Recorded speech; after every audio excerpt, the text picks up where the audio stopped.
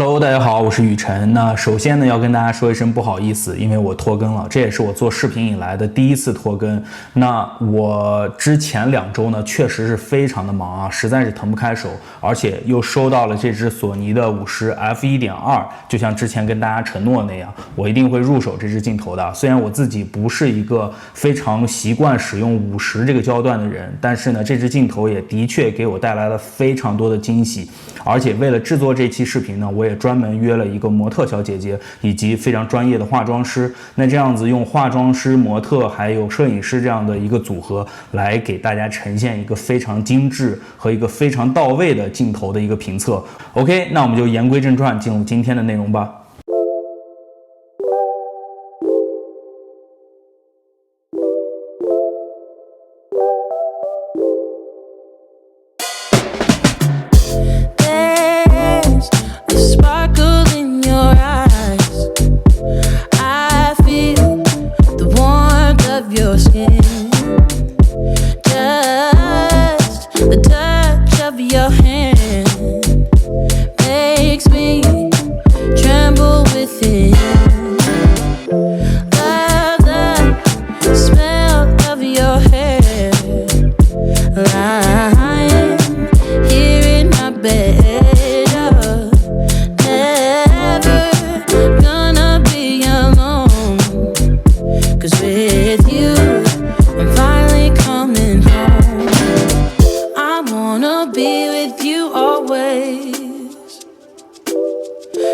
That is what my heart says.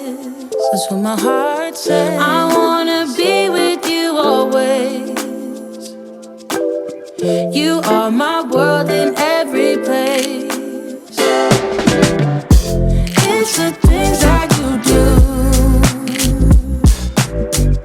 and it's the smile on your face.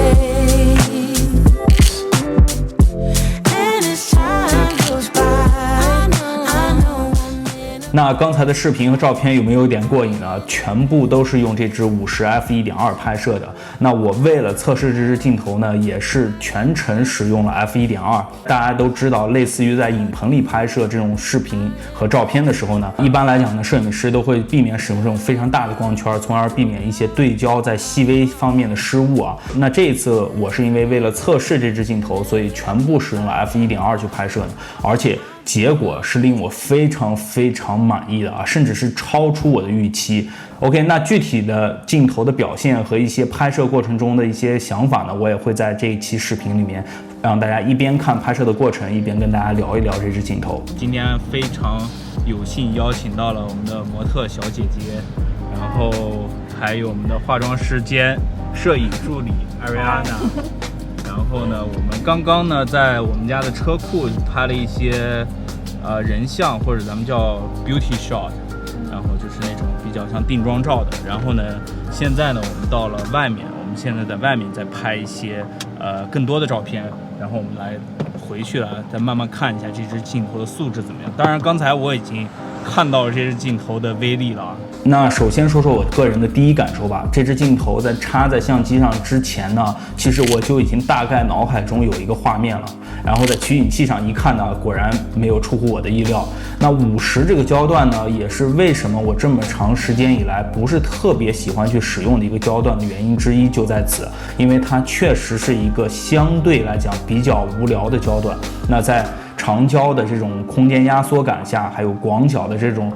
畸变的这种带给你视觉冲击之下呢，35和50这种焦段呢，确实相对于其他的焦段来讲显得那么枯燥了一点点啊。但是这支镜头的对焦、成像等等的光圈虚化这些东西，确实是非常打动我的一支镜头。这也是为什么我在长期以来都一直希望拥有一个素质极高的这种大光圈镜头的一个原因之一啊。OK， 我们来首先看看这支镜头的光圈 f1.2 啊，我们直接用照片说话。那来看看这张张模特的照片是不是已经有了一点索尼官方宣传片里面那张照片的感觉了？我之前在云评测的视频里面就有说过，其实我个人没有太多使用 f1.2 的经验，所以对于这种拍摄体验啊，对于我而言还是相当的刺激的。我一般在影棚里拍摄人像的时候呢，很少使用大光圈，刚才也跟大家说过了。一般对于这类型的拍摄也有着各种方面的需求，不过这一次呢，为了测试这支镜头，所以我全部使用了 f1.2 去拍摄。光圈带来的虚化效果就不用再说了，那大家看照片就能很直观的看出来有多夸张了。焦外和焦内的这种过渡，我觉得也是非常的柔和的。那焦外的画面呢，也不是那种纯粹的虚化，或者说是像有一些镜头那种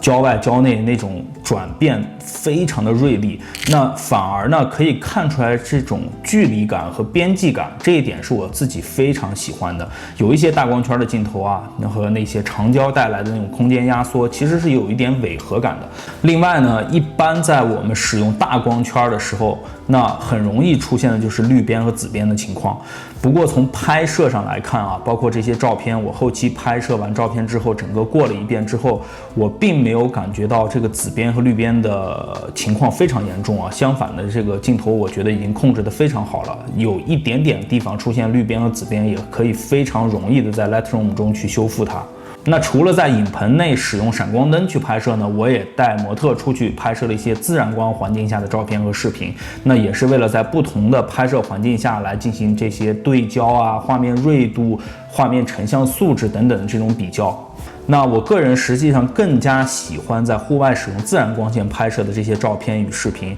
那自然光线下，这个焦外焦内的过渡变得更加的清晰柔和，整个画面的这种空间和压缩感呢，也会给你一种非常强烈的这种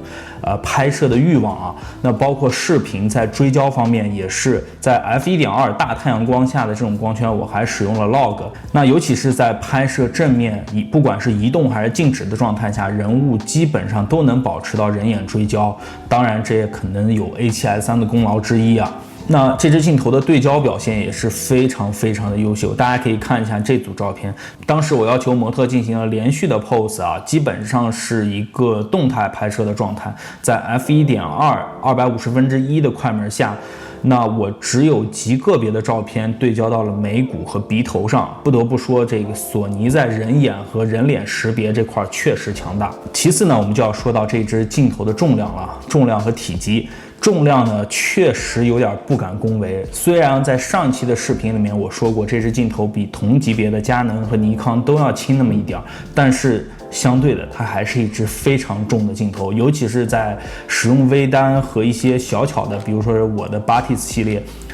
这么长时间之后呢，确实感到这个整个相机的重量有一个明显的提升啊，基本上跟我用2470的时候的感觉差不多了。但是呢，有一点我觉得还是可以的，因为它的体积控制的相对不错，所以在整个相机上面呢，有一个前后比重的感觉还是相当好的。那握在手里面呢，确实感受到它的分量，但是